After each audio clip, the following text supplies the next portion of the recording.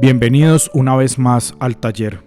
Les habla Juan Luis Rendón y con Ernesto García tendremos el gusto de seguir conversando acerca de la pedagogía, la escuela y sus retos.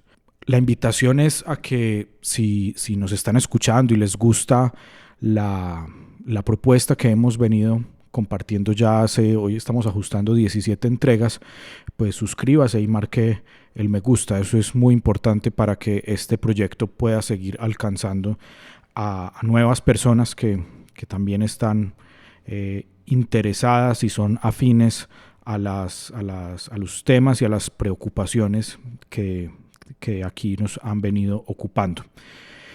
Bien, y antes de saludar a Ernesto, quiero contarles que el último programa que tuvimos, el número 16, que está aquí disponible en Spotify y en YouTube,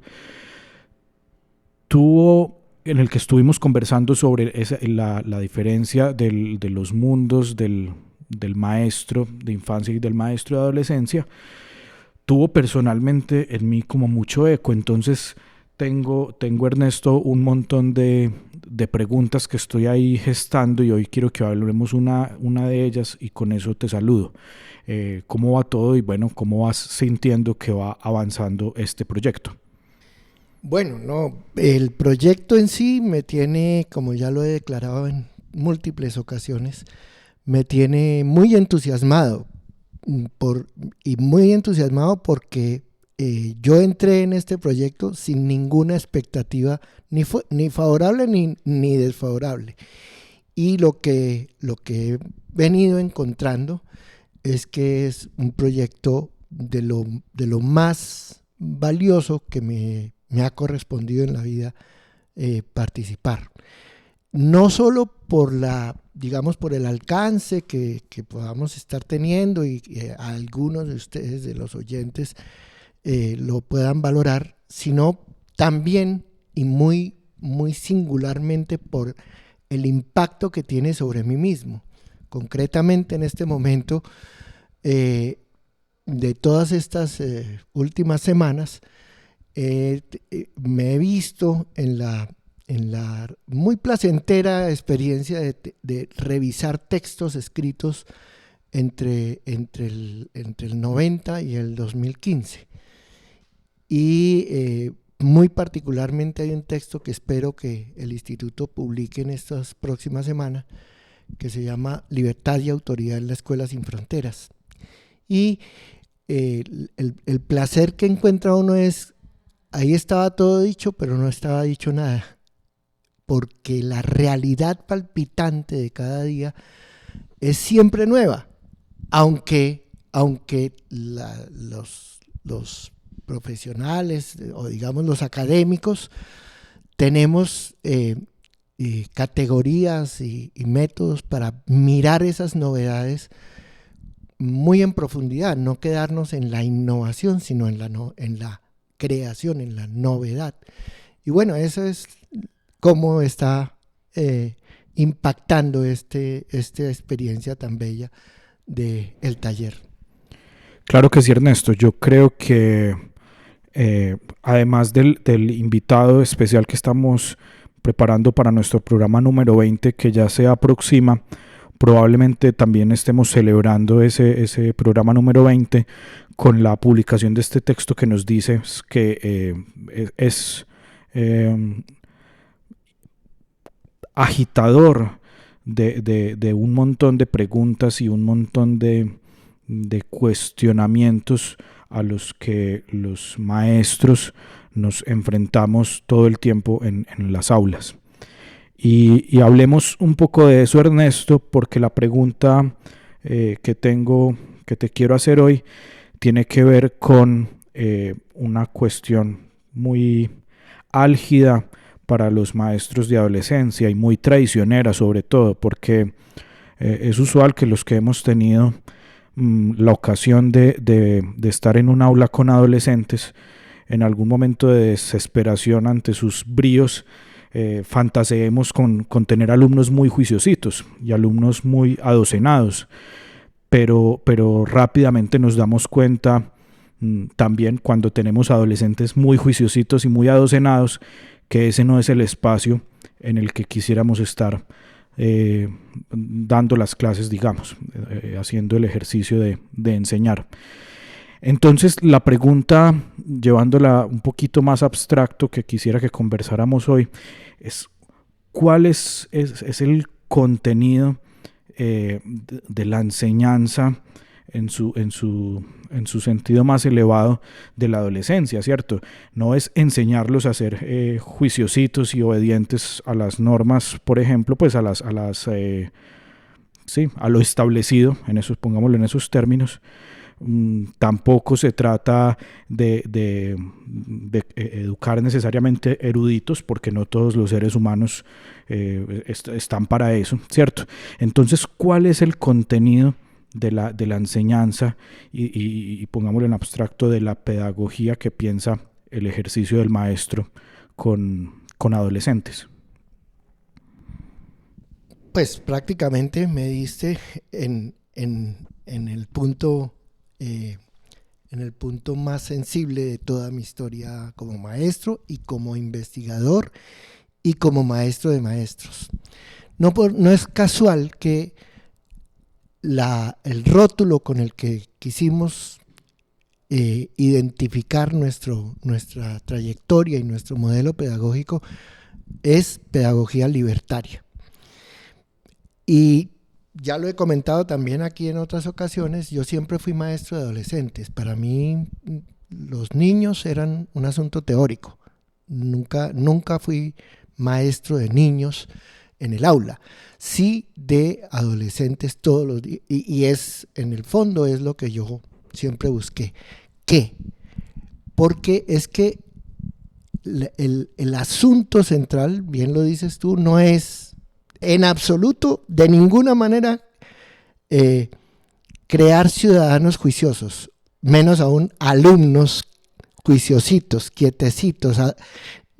Usaste una palabra que no es exactamente, sino tú dijiste adolescentes adocenados. No, una compañera mía de primeras luchas en la escuela decía: yo no quiero ideas en fila.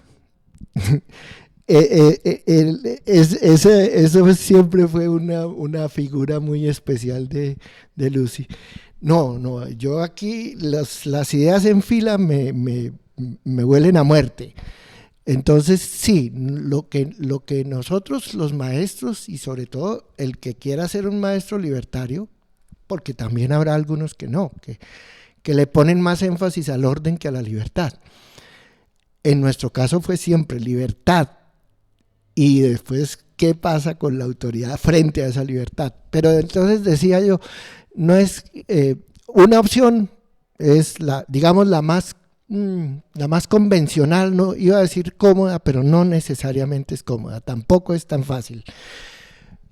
Pero digamos, sí, lo más convencional es que uno como maestro de adolescentes, sobre todo al principio, se imagine que va a tener unos alumnos, que su ideal de aula es tener muchachos ordenados alrededor de proyectos y de investigaciones y en últimas está el otro asunto, lo de la erudición. En mi caso particular y en general con los colegas con quienes he trabajado, la erudición nunca fue una tentación. Pero, ojo, no es posible la ilustración sin ciencia. La sabiduría no es posible sin ciencia. Entonces, pero ya para no dar tantas vueltas, el asunto para nosotros fue desde muy temprano muy firme y muy claro. ¿Cuál es el arte del maestro de adolescencia? Lo formuló en palabras todavía insuperadas Kant. Es la entrada en la mayoría de edad. Y en últimas es pensar con la cabeza propia. No es simple ese reto. Pues puedo dar testimonio de que todavía hoy no sé cuál es el camino seguro para crear el clima en el que los adolescentes quieran pensar con su cabeza, con cabeza propia. Porque, y en esta época ciertamente es más yermo el campo. ¿Por qué? Porque lo que hoy nos pasa en la vida real en todo el mundo, no es en Colombia, no es en el subdesarrollo, no, es la deriva cultural de hoy, eso que llamamos, que cada vez nos estamos acostumbrando más a llamar posverdad. Entre otras de sus características es que no el pensar cada vez tiene menos lugar en la economía psíquica de las personas y por supuesto de las colectividades. El pensar, fíjense ustedes que todo el movimiento de inteligencia artificial que es no piense, venga que la inteligencia artificial piensa por usted, más rápido, más cómodo y más seguro. Entonces, en el tiempo contemporáneo, esa tarea maravillosa de trabajar para que el adolescente nunca renuncie a pensar con la cabeza propia, así al principio su pensamiento sea infantil, pero el asunto es que sea con la cabeza propia. En estos días, Ernesto, pues a propósito de lo que dices, me encontraba con un pasaje en un texto sobre el problema del autogobierno escolar, en el que recuperaban la vieja idea, que no por tanto única o paradigmática, pero sí es una cosa que se ha trabajado mucho, de que el trabajo del maestro o la forma como el maestro accede a sus alumnos no puede ser otra que la persuasión. Entonces pensaba en eso en este momento porque, claro, si pensamos o si nos ponemos de acuerdo en que pensar con cabeza propia es una forma de ejercer la libertad, ¿cierto? Es la forma de ejercer, no hay otra. Ok, la forma de ejercer la libertad, pues es muy difícil, creo yo, para los maestros hoy en día hacer ese ejercicio de persuasión con los alumnos, porque es que pensar con cabeza propia no es cómodo, no es bonito, no es fácil y en general ni siquiera es muy gratificante porque se ve uno abierto a unos panoramas y a unos horizontes que lo ven a uno en la pequeñez que uno es en todo esto que se llama pensar y la especie humana y bueno. Entonces, ¿cómo llevar a los adolescentes cómo sembrar cómo persuadir de ejercer el derecho tal vez a pensar con cabeza propia? Esa es una pregunta muy linda porque me lleva a mi propia primeras experiencias de maestro, cuando también estaba parado en esa idea de que la tarea del maestro era persuadir, persuasión. Tempranamente, en la búsqueda de cómo persuadir a mis muchachos para que vengan a la aventura del pensar y del deliberar y del imaginar el mundo que quiero, etcétera, etcétera, que es el sapere aude de Kant, no es erudición. El sapere aude de Kant es invente el mundo que usted quiere y sea consecuente y luche por él. Pero bueno, decía, en esas primeras luchas, pronto, incluso con Lucy, por ejemplo, pronto descubrimos, y en particular yo sí descubrí eso y empecé a trabajarlo muy sistemáticamente, de manera que cuando llegamos aquí a Medellín, con la pedagogía libertaria eso ya estaba muy estructurado. Y es que no se trata de persuadir, sino de seducir. Y las artes de la seducción no son en la palabra, sino en la lucha. Entonces, el arte del maestro de adolescente, digamos, más exactamente, porque con los enanos ahí sí hay que persuadir mucho y hay que consentir y cuidar. Eso es otra pasión maravillosa, pero es de otra manera. Con los adolescentes el asunto es seducirlos. ¿Para qué? Para un ideal de sí. Y es, el mundo puede y debe ser mejor de lo que es. Venga, vamos y lo construimos como lo queremos. Pero el asunto primero es, ¿qué es eso que yo considero que sea mejor para el mundo? No solo para mí, sino para el mundo. El mundo que tengo hoy, no sé si está mal o está bien, no me importa, pero sé que puede ser mejor de lo que es. Entonces venga y vemos en dónde está. Y es toda una empresa que dura toda la vida. Y en eso se nos va la vida, afortunadamente. Sí, y me pego de eso último que dices de que en eso se nos va la vida porque es que me estoy acordando aquí cuando decías eso de que además en tu experiencia siempre ha sido primero la libertad que el orden, ¿cierto? De esa anécdota que es tan importante para la historia de España, y es el enfrentamiento entre Millán Astray y Unamuno, que entonces cuando Millán Astray en medio de sus arengas belicistas logra ese grito de viva la muerte, ¿cierto? Y entonces Unamuno le dice, oiga, cuidadito porque pues yo que siempre he tenido la tendencia a llevar el lenguaje a sus últimas ocasiones, pues cuando usted dice eso no está diciendo una cosa distinta que muerte a la vida, ¿cierto? Y entonces finalmente yo creo que sí es un equilibrio, que eso del equilibrio es una forma muy fácil de decirla, pero en todo caso no se trata de despreciar y mandar en todo caso lejos la idea de cualquier orden, porque de todas formas pues esa idea que ya hemos mencionado superficialmente en algún programa pasado es creatividad regida por reglas, por ejemplo, que yo creo que ahí sí hay un juego fundamental que también habría que mencionar.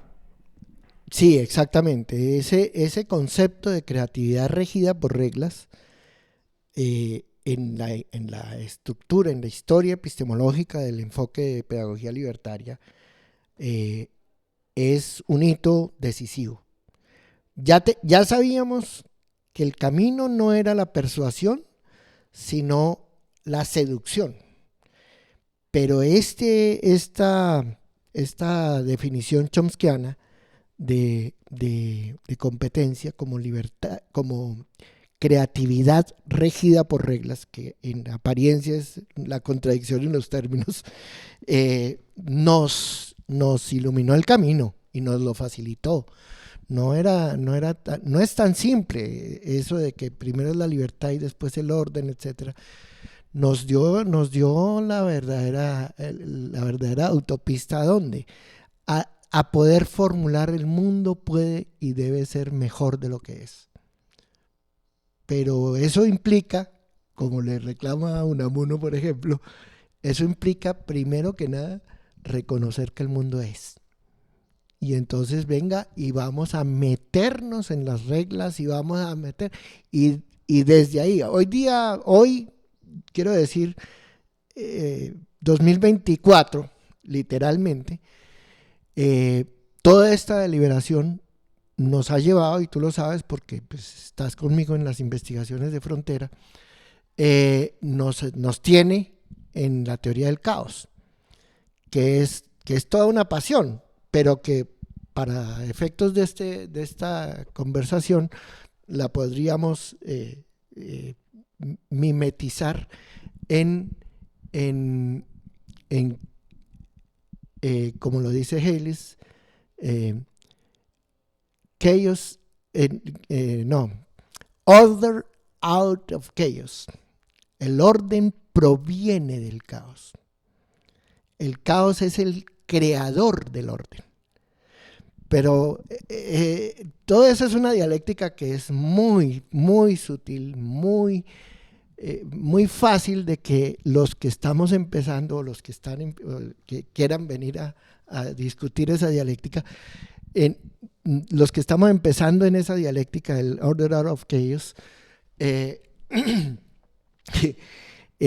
podemos vernos muy fácilmente en la trampa de convertir tanto el orden como el caos en lo que los epistemólogos llaman ontologizarlos como estructuras predeterminadas y mutuamente excluyentes. La dialéctica de la teoría del caos es que nunca hay un orden ontologizado, pero tampoco el caos es un ontos. Y ahí ya nos vamos a muy lejos, a Platón, mejor dicho, siempre vamos a volver a Platón, porque es el eros, la teoría del eros pedagógico, que no por casualidad, siempre me pasa que cuando me traes unas preguntas resulta que en estos días recientes he estado revisitando el concepto del eros y del eros pedagógico en Platón, y entonces pues es todo esto, es la seducción para crear. Bueno, Ernesto, y para terminar, te confieso que le voy a hacer una trampa al formato del programa hoy, o que le hice una trampa porque hoy sí preparé un remate o una última pregunta con anticipación. Y entonces es un divertimento que quiero proponerte, y es que, y a nuestros oyentes también, por lo tanto, una vez haga la pregunta, ojalá pausen un momentico el video, lo piensen y después escuchen la respuesta de Ernesto. Y es que, bueno, sabemos, Ernesto, que cualquier respuesta categórica y entre más breve, probablemente más cerca de lo categórico, pues es peligrosa, pero te pregunto así rápido, en pocas palabras. Entonces, ¿qué es un adolescente? ¿En qué consiste ese asunto?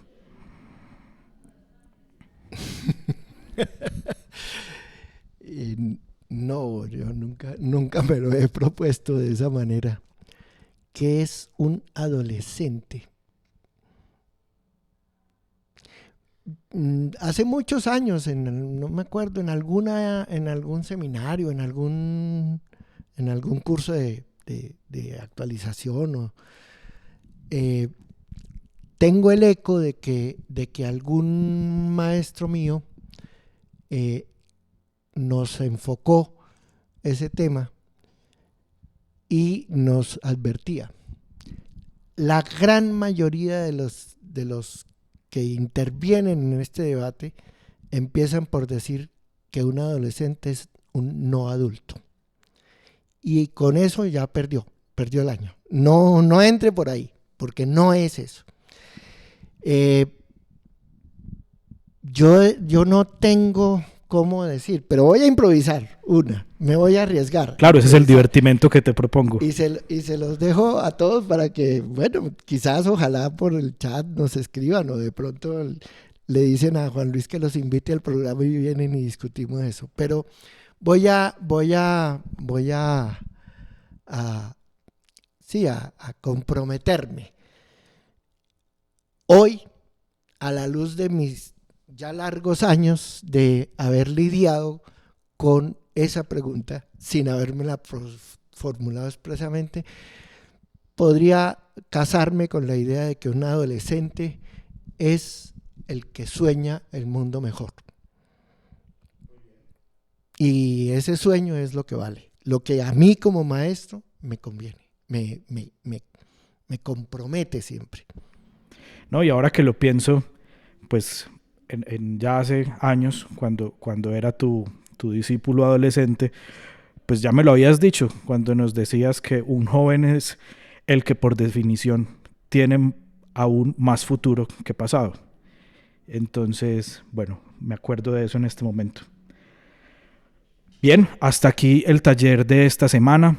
Recuerden, si les gustó este programa, marque el me gusta, compártalo con alguien más que también lo pueda disfrutar. Esta semana se suman a nuestra comunidad también Pablo. Bueno, aquí no me aparecen más nombres en este momento, pero bueno, ya cada día crece más y sobre todo hasta cierto punto celebro lo lo despacio que crece, porque lo que me habla es que es una comunidad sólida, ¿cierto? No es un engaño del algoritmo sesgado en el que vivimos. Los esperamos entonces la próxima semana en el taller. Recuerden que ya se va acercando nuestro episodio número 20, para el que estamos preparando una conversación con un invitado especial.